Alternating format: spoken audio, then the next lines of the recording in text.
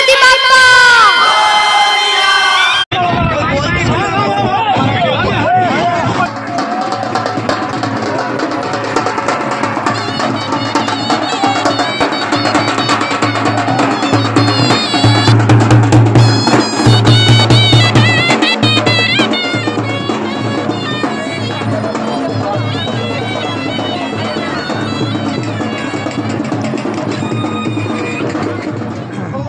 Hello मित्रों नमस्कार, તમે જોઈ રહ્યા છો ગણપતિ મહોત્સવ નિષ્કલંક મહાદેવ ભાવનગર।